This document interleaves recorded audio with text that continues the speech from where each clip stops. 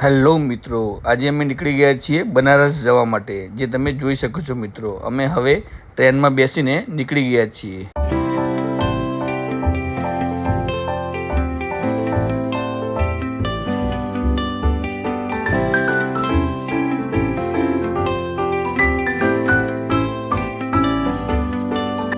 બનારસ પહોંચીને અમે બનારસી પાનનો ટેસ્ટ કર્યો, જે ખૂબ જ મસ્ત અને સ્વાદિષ્ટ હતું।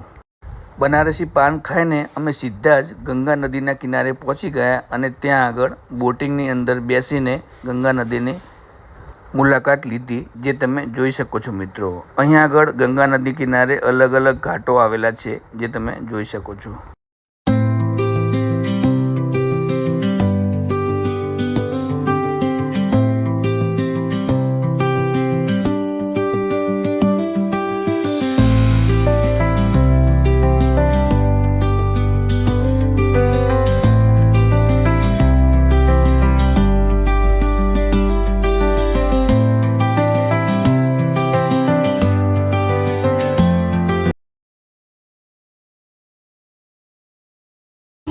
હેલો મિત્રો, તમે જોઈ શકો છો સાંજે 6:30ના સમયે ગંગા નદીના ઘાટ ઉપર જે આરતીનો લાવો અમે લીધો, જે તમે મિત્રો જોઈ શકો છો।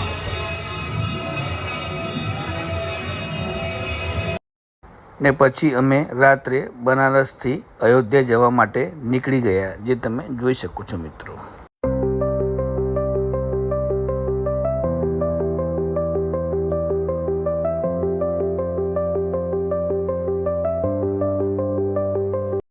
ફ્રેન્ડ્સ, તમે જોઈ શકો છો રામ મંદિરની અંદર અમે એન્ટ્રી કરી ચૂક્યા છીએ। તમે જોઈ શકો છો રામ મંદિરની અંદર પહેલા ગેટે એન્ટ્રી કર્યા પછીનો અંદરનો નજારો।